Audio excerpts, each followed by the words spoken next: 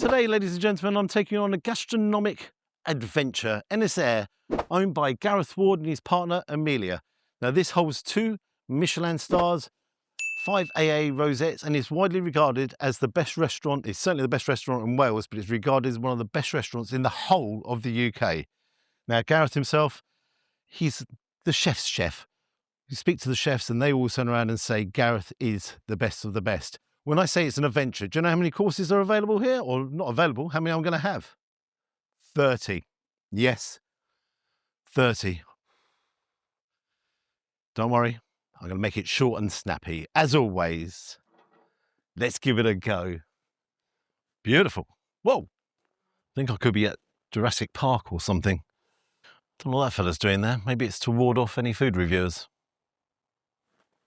Don't look at me like that. So we have this walkway up to the restaurant. I think that's a sauna over there. I think, again, they've got a hotel facilities here, so I might use the sauna afterwards. I wish I was staying in the hotel, though. Yes, the grounds are beautiful. There's no other word for it. Wow. At least I know where to come. So as you walk up to the restaurant, it's just behind the cameraman here. You have all these wild flowers. But look at this. Look at this view. It's breathtaking. It generally is breathtaking. I'm going to take a wander around as well because the restaurant's not quite open yet. Here's the entrance. So you've got the door. Want to sit outside? Sit on a rug. Oh, that's nice and hot as well. The location is absolutely beyond, and I mean beyond stunning. Let me just help this chef here. Do you want me to get the door for you? Thank you so much. Thanks. Before the adventure starts, you come into this bar area and you get a complimentary glass of bubbles. And interestingly enough, this is Blanc de Blanc from Kent.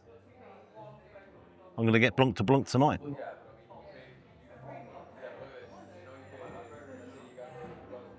Oh, that is beautiful, light and very refreshing. So basically, this is to get you more relaxed and get you ready for the culinary adventure. So it's a very light liquid. You take a look, it's got some kombu inside. Everything else, the chap said what you do, you pick it up, you taste it. Oh, it's got a very light, and it's almost very powerful in flavour as well.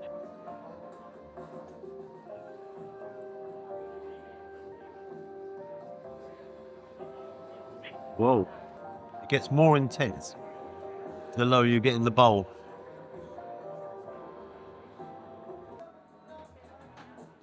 Just want to dive in here very quickly. We've got prime seat here. Everyone's actually facing the chef cooking away in the background. You can see Gareth there. Well, I'm intrigued because I'm watching it. His attention to detail is quite incredible. A well-oiled machine here. Got an old DJ playing in front of me as well. Thank you. Good evening, guys. Good evening. So this one is our Japanese Madai serving with a white soy dressing and a wasabi oil just to finish. Very nice, thank you. Straight in, take a look. So it's a wasabi oil, as he said. Well, I suppose it's chopstick time. Well, they're sharp. Twirl it around in the oil. Raw fish, beyond super delicate. Wasabi oil is not overpowering it in any shape or form.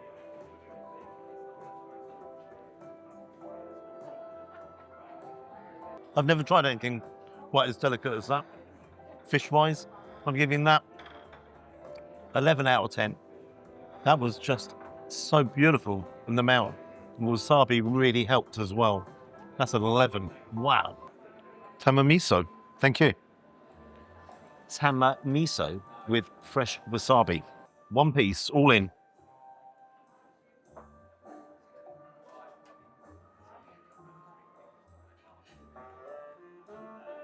Oh my God.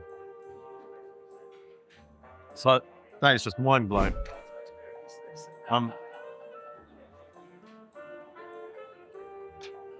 The softness of the sauce going The term miso, absolutely. 10 out of 10. If you're into your Japanese fusion, this is definitely at the moment the place to come. Sushi on super steroids without it being sushi. So here we have another piece of the hamachi. Yep. Served with the teriyaki sauce, sesame oil, and widow sanctuary peppers. Please enjoy. I will indeed.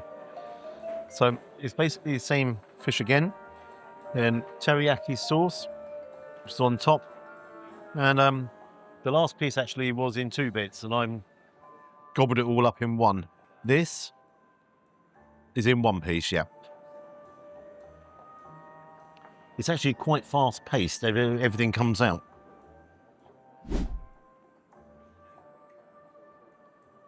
I imagine quite a lot of this is going to be quite boring, but with some of the flavours I've just never experienced in my life. The fish is so beautifully fresh. And again, the teriyaki sauce brings a nice sweetness, a nice balance to everything. Brilliant, 10 out of 10. So guys, first course of our bluefin tuna. We have some A5 Wagyu beef just wrapped around the tuna. That's the shitara part. We also have some pickled ginger and fresh wasabi. Thank you. So basically, A5 Wagyu. The lady explained to me earlier on that this comes in the female of the cattle. And then it's wrapped around the tuna with the teriyaki sauce.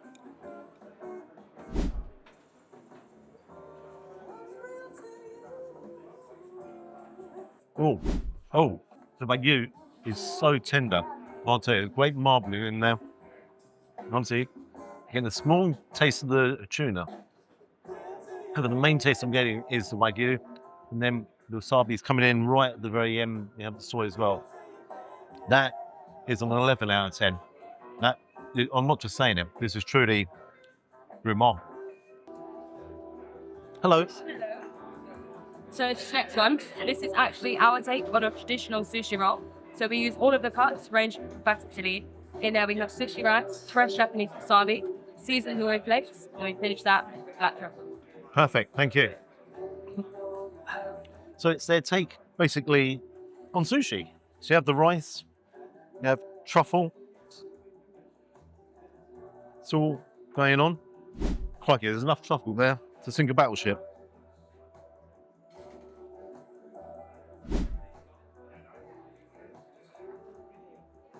Oh, real kick out the wasabi. I think, and this is personal taste, I think truffle is seriously too expensive and overrated for what it is. As a dish, it's absolutely gorgeous, but it's not my favourite at all. I'm giving it 7 out of 10. 7 out of 10. Well, I'm not wasting it. It's tuna, isn't it? Yes. I got something right. This is the akami part of the tuna, so this is the leanest cut. Yep. With a Gordon olive dressing, some natural yogurt, fresh jalapeno, and some noble olive oil. Perfect. Is the first press of the season. Thank you very much. Definitely recommend drinking the olive after the tuna as well. Okay. Presentation, love it. Beautiful colours to it.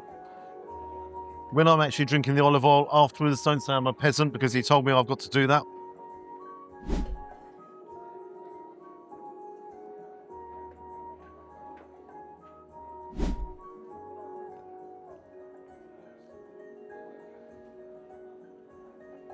As he said, tenderest part of the tuna, and that's what it is.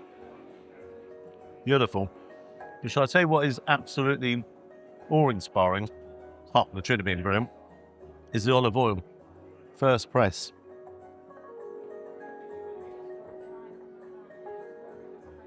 Delightful. Ooh. Oh. That's an 11 out of 10. That is just... That's a 12 out of 10. Upgrade it a bit more. Whoa. So here I have one of our Silver Hill Farm ducks. Silver Hill Farm is in a place in Monaghan in Ireland. Yep. They're known for making the best ducks in the world. They send them all around Singapore, all across Asia, places that really appreciate good ducks. What sort of rates this apart from your traditional ducks? It's a crossbreed between a Peking duck and an Aylesbury duck. Peking duck is your more traditional Chinese style crispy duck. Yep. Basically brings a lot of fat. Whereas the Aylesbury is a more lean bud duck. So you get the best of both worlds. Sometimes Peking ducks can be too fatty. Yep. So you get perfect amount of fat in this. You get the ducks in much like this.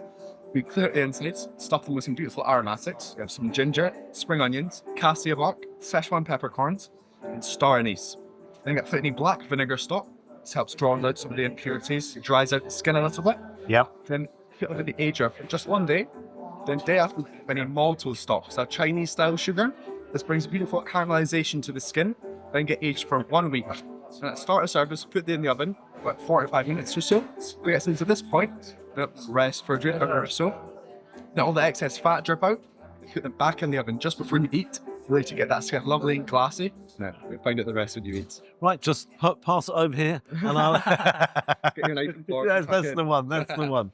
So, yeah. The aroma is absolutely incredible, isn't it? So I'm gonna leave you to let it get your tummy all rumbling. Oh, please do. Yeah. Sorry keeping you. That looks incredible.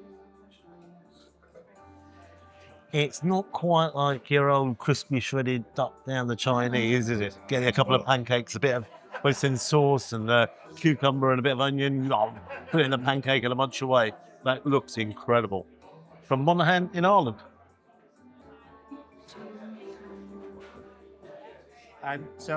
Here we have the belly of the tuna, just being slowly confit in some almond olive oil. Okay. Thank you.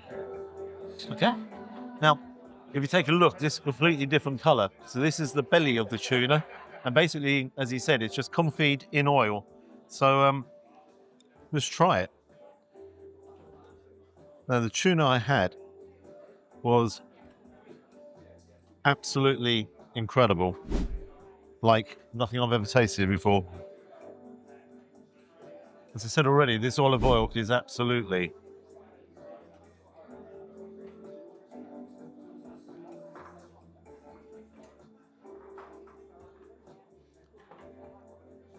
going to be a little bit picky.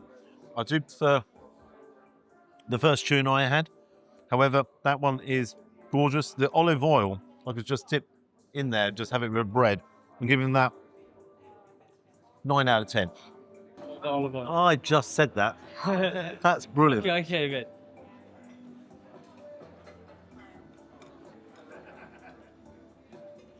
Because it's going to mop up. Beautiful. First press, olive oil.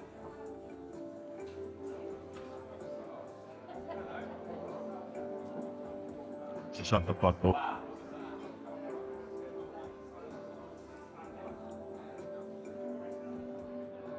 Upgrade it, 10 out of 10.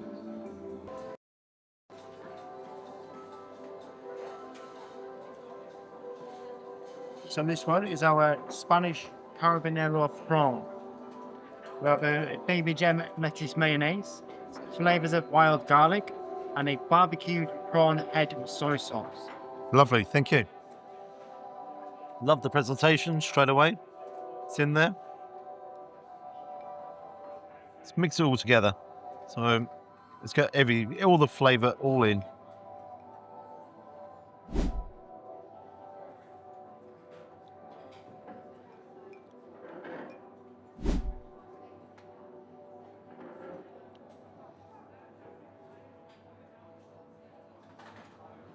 I'm not going to pretend to describe that to you. Got the prawn in the background here, the garlic. It's a complex combination of flavours that is absolutely remarkable.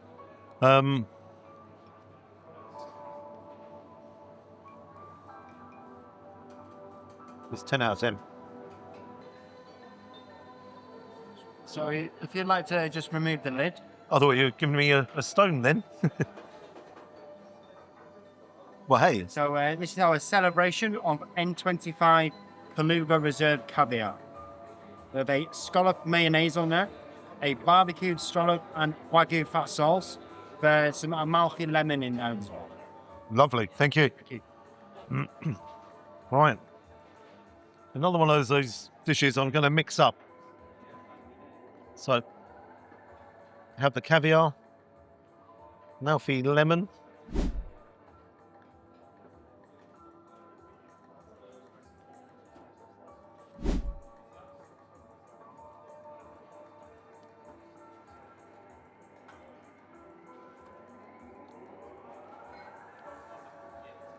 I've had caviar a couple of times. I've been around to Harrison Webb's on over Christmas. Thank you for the invite, Harrison. Harrison, that's how you have caviar. That's it's quite mild. It's given the sauciness, and we've got lemon in the background. It's very creamy.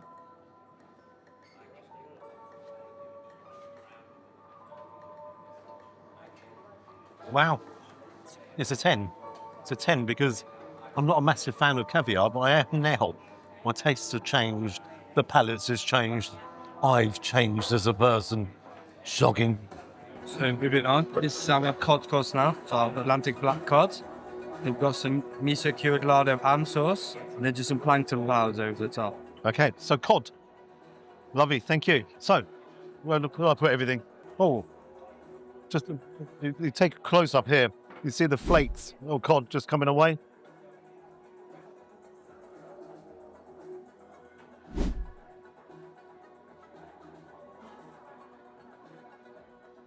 Cod is very, very, very delicate. Beautiful creamy sauce with it. And the powder on top just puts that little edge to everything. Marks?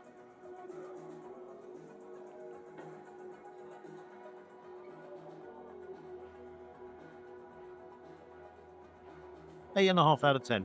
A mini mug of beer. If only. So this is, to deal with my previous course, really, a salt cod soup. So I have the lutein made from the boat, chewing the black on itself. Finished with some smoked butter, a bit of pasta oil, plankton that. Yeah. And you just pick it up and knock it back? Exactly. Oh, story of my life with the beer. So, a nice foamy head on top.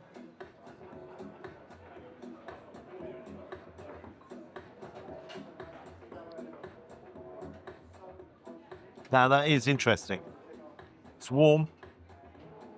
Got a nice velouté to it. Very mild in flavour and taste of the cod. Very, very mild. I kind of get it now with the last course, because this is the follow-on and the backup to the last cod dish. Oh, marks. I'll give that 9.5 out of 10. I don't know why I'm taking half a mark off. I suppose because I've had such brilliant quality tuna as well. That's a 10 out of 10. I'm being a bit silly there, taking half a mark off for something which I don't know why I'm taking half a mark off for. I'll use it this time. I haven't used it once properly. So guys, this one is our Singapore style chili crab. We also have a steamed bun, which we then deep fry so you can mop up the rest of the sauce. Okay, Thank you. so crab. Just wondering, that's a sponge to use there. Singapore style.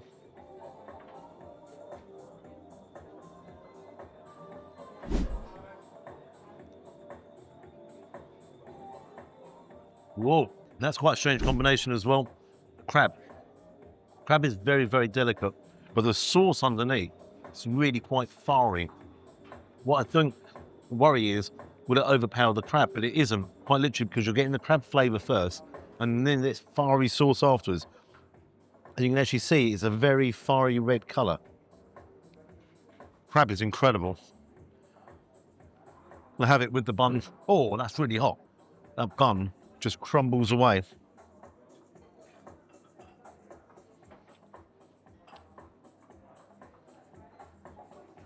That's the easiest 10 ever. That's clever. So next course, this is our lobster tail. It's been barbecued, served in nam gem sauce. Just be careful, this one is very spicy. Very Please spicy. enjoy. Thank you. Nam gen sauce. Lobster. Saw the lady up there cutting the tail of the lobster.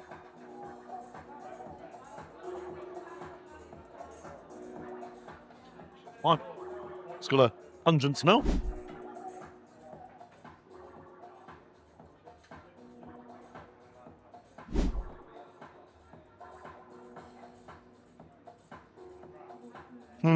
Lobster is absolutely beautiful and delicate. So the nam gem sauce has just overpowered it for me slightly.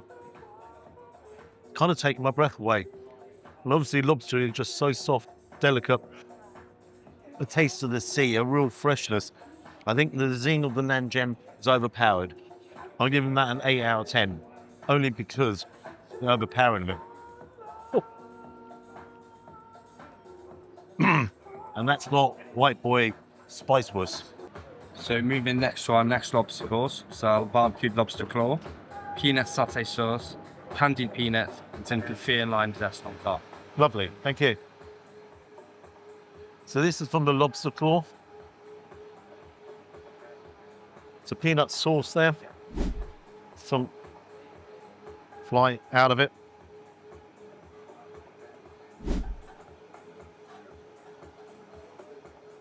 That's what I'm talking about. Now, you really taste the lobster. What's lovely with the bits on top to give the crunch. Peanut sauce is not overpowering the lobster at all. It's a nice balance between sweetness of the lobster and the sweetness of the peanut sauce. And the lovely punch on top. Excellent textures there. That's an 11 out of 10. That could be a 12 out of 10. That could be the best course I've had. That is absolutely incredible. Incredible. Moving on now to a Thai green curry, Thai green curry. blueberry shrimp, braised and smoked aubergine. Now we're talking. Thank you. So it's a Thai green curry. Sort of nice foam on top. Got the shrimp.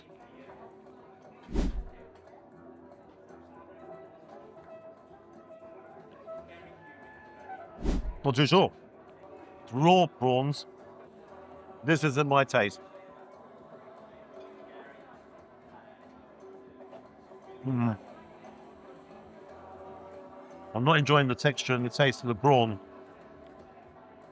That is definitely my personal choice there. The sauce itself is incredible. It does taste like Thai green curry, but one on steroids. But because it's not from my palate and my taste, so I'm going to give this 5, 6 out of 10. That's that. So, but you've got to bear in mind, this is just my taste. Your burnt Lard. lard. Lard. So yeah, that's like a traditional Thai salad. Oh, right, okay. We're using some minced pinched duck. This one is quite spicy. Quite spicy. Take a little revisit from the Namjim sauce. Yeah, that was spicy. You know me. I'm kind of a little bit stuffed here because it's spicy.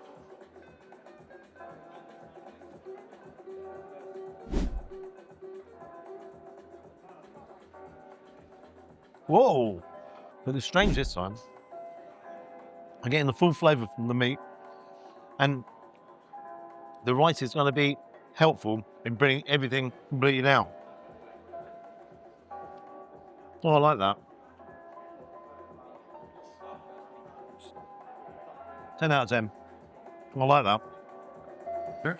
As we're sort of transitioning from the more spicy part of the meal, Yep. the more mild part, this is our sushi ginger shaved ice. They just Sushi ginger shaved So ice. it's like supposed to mimic like sushi ginger. Make lovely pickle. You set it with some gelatin. Machine over there. I saw the lady doing that. So we slice it. It comes out like leaves, like sushi, like you would get in sushi, like pickle ginger, but it's completely frozen. Lovely, thank you. Try. Perfect, thank you so much. I saw the lady on the press there and I was trying to figure out what she was doing. I actually thought it was going to be pressed duck or something like that. So sushi ginger. And as the chap said, it's more of a planet. I'll stay off the wine now. Palate cleanser.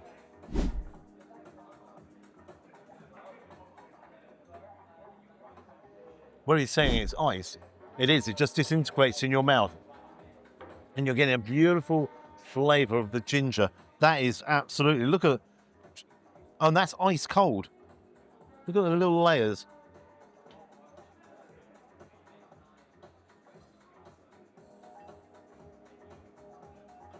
That's the best sorbet in the world. Oh, that's a 10. That's clever. Oh, sorry. I'm actually the idiot here, so I do apologise. So, this one is our miso cured foie gras. It's been in a miso cure for around 3 months. We have a Hokkaido scallop on there, fresh green strawberry, and some Tokai Essentia. Thank you. Okay.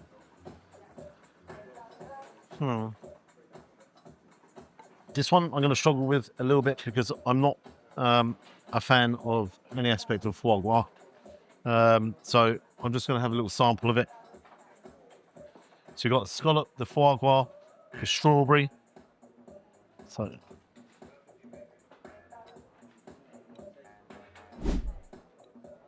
let's have a combination of everything together.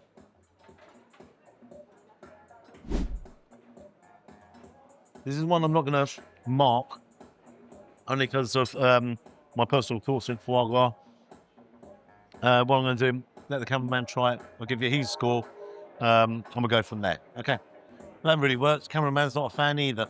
So I don't think it's fair for us to judge this one. No score.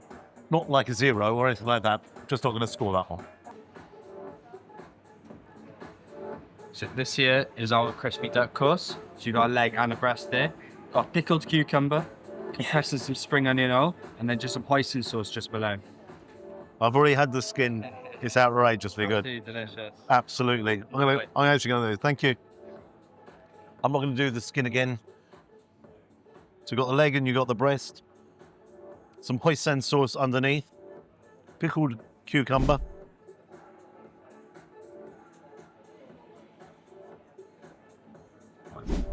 I've been looking forward to this since the moment I saw Gareth cooking away and having it there behind, still cooking it over the wood embers, and I can tell you that is the best duck I've ever had in my whole life, bar none. Nothing else compares. Nothing compares to marks. 10-star plus 12. 14, something like that. Absolutely incredible. So here we have the French squab pigeon, marinated in our own char siu marinades, finished off smoked eel sauce, killed some onion oil, a little bit of roasted sesame, and pickles from onions. So it's an eel sauce with the pigeon. Exactly. Oh, So wow. a dash of stock with the eel bones and the trimmings, and then a little bit of hatcho soy, and the kuzu thing in it. Really clean, and hatcho soy is quite umami, salty. Wow, that's interesting. Thank you. So you have the pigeon. You see it's come up rare, which you'd expect with a pigeon. Yeah, it's got soy sauce as well. It's going to be an interesting combination. It doesn't stand a chance after the duck, does it? I mean, just give me another portion of the duck. I do like pigeon, huh?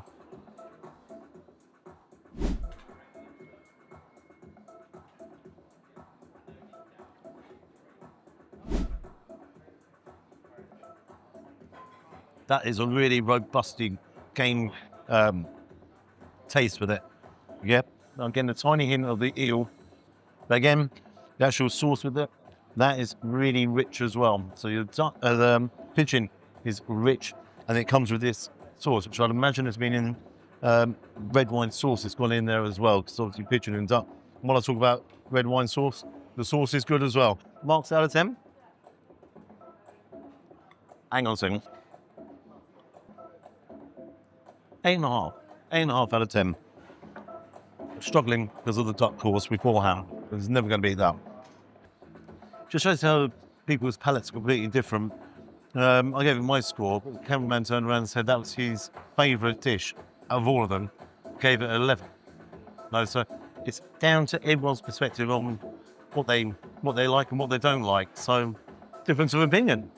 We have a difference of opinion. He doesn't know what he's talking about. Wagyu. This is our A5 female Wagyu. We have some cured egg yolk on there and some daikon oroshi. So daikon oroshi is like a minced up daikon, so similar to a radish. Oh, I knew that. Pickled in some ponzu dressing. That's brilliant. Thank you. So kind of like a radish on top. A5 Wagyu.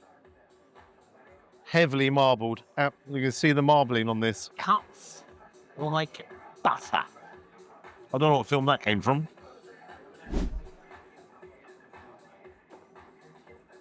Now that's Wagyu. Not a heavy, beefy flavour, but it does melt in your mouth. The marbling there has made that so juicy. That, to me, is an easy 10 out of 10. Easy. making more. Well-balanced dish, that is. Here we are, start taking lids off me. So I'm mushroom shiitake brown. Got some ribeye in there, and then just some kombu. Okay. So shiitake mushroom broth. Yeah. Okay, this is going to be an interesting one for me. Make sure you drink the broth as well, it's absolutely delicious. Okay, and sorry, what else is with it? Ribeye and then some kombu. Ribeye and kombu. Thank you very much. Well, here we go, everyone. Shiitake mushrooms. Make sure you drink all of it, he said.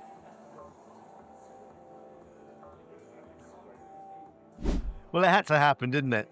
So a bit of ribeye.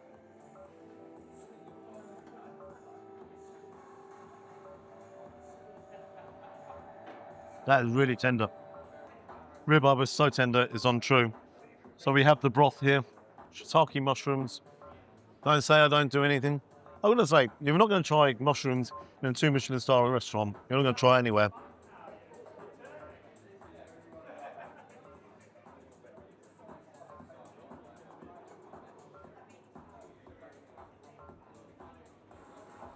Unconverted. That is absolutely gorgeous. What have I been missing all my life?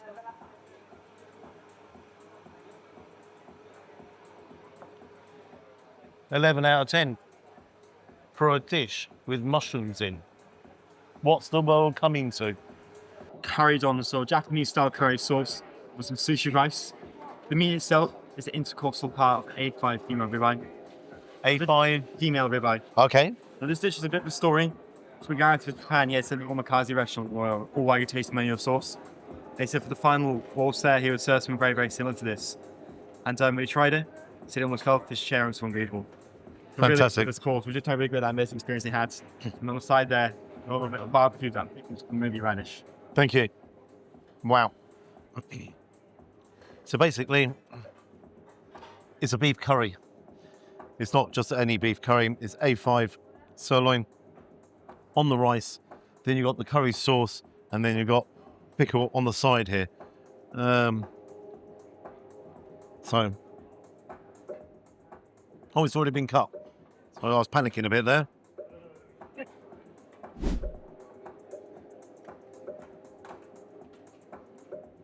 Anyone follows the channel, you know I love a curry.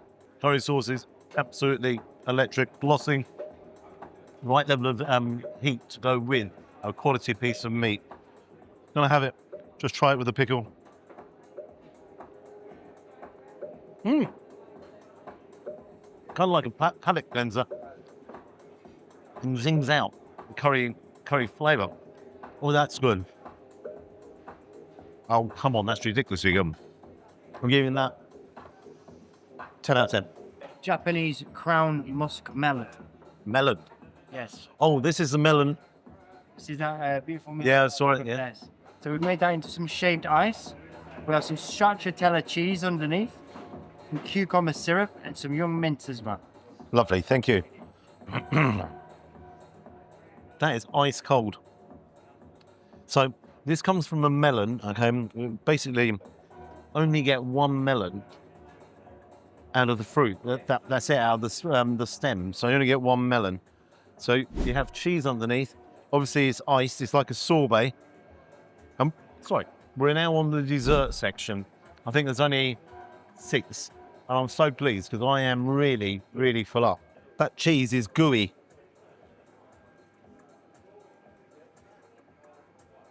How in God's name does that work? How does melon work with cheese so well? The melon's really quite intense in flavour as well. It's been frozen down, turned into sort of little ice particles, and as a combination, it's clever because after the heavy food that we've had, some of the heavy dishes, this is again kind of a palate cleanser. So all in all, wow. Marks. I love it. 10 out of 10. Oh. So it's basically a peach custard, but what the chap said was, have a smell of it. So have a smell. And that's what you're really getting. Peach.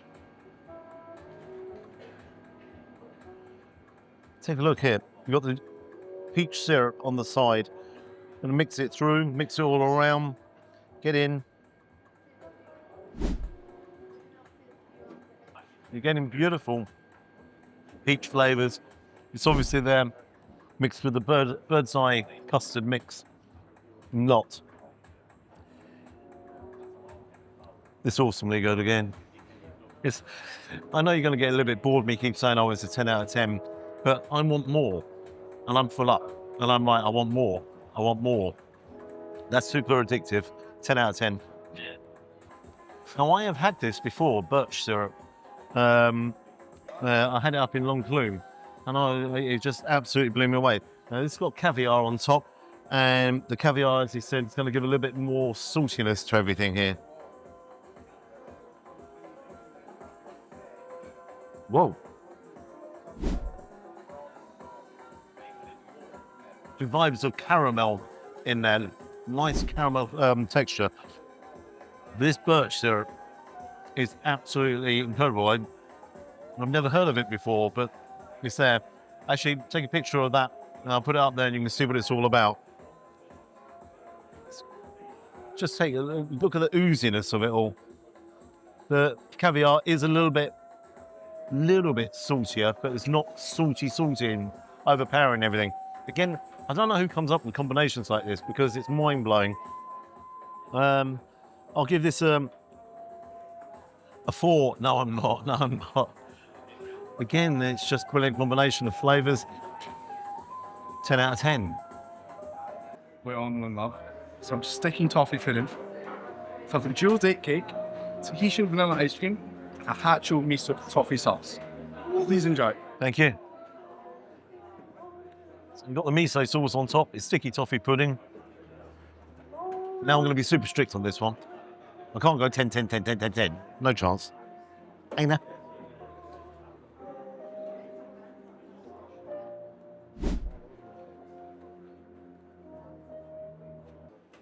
Combination has actually calmed it down slightly where it's not over the top sweet. Well, it is. No, it's not. That's a very, very ingenious take on a sticky toffee pudding. But with the other puddings I've had, I cannot give this a 10 out of 10 because all the others were incredibly good. But that's the best. That's 11 out of 10. I'm sorry. That is the best. And the others were incredible. Got a bit of Bronski beat in the background. I want to run away. I don't want to run away at all. Oh, hello there. I'll move it all out of the way. Oh, don't worry, all right. So this one is our tiramisu. Very special here at Ynyshir. So it's made using one of the rarest coffees in the whole world. It comes all the way from Ethiopia, specifically Sudan, which is the birthplace of Arabica coffee. So chef found out about this through an award called the Cup Excellence Award. If you're unfamiliar, it's kind of like the Oscars in the coffee world. It's quite a big recognition. And they won that competition in 2021. So he wanted to try something. There's only 30 kilos available to buy, but he managed to get his hands on 10 kilos. After trying it, he refused to use anything else. So this was off the menu so we could get our hands on it again. And now we serve it with mascarpone mousse and 100% Manjaro cocoa powder. We're the only restaurant with access to this now, as they brought out their 4-year supply. So it's the Ynyshir edition of this. Wow. Thank you so much. Oh, yeah, there's some more left. Let's take that. So this is used, this is created by using the hardest to find coffee beans in the whole world. Now, I think the lady said there's only 30 bags of it that's available, and this restaurant takes 10 of them. So it's a tiramisu, mascarpone on top. Now, I think I've had this coffee before. Harrison Webb bought it for me. Very intense and very smooth coffee. Is it worth that kind of money? I'm not so sure. But I'm not a coffee connoisseur. If you like bit of Nescafe, mate, and I'm all right. Oh.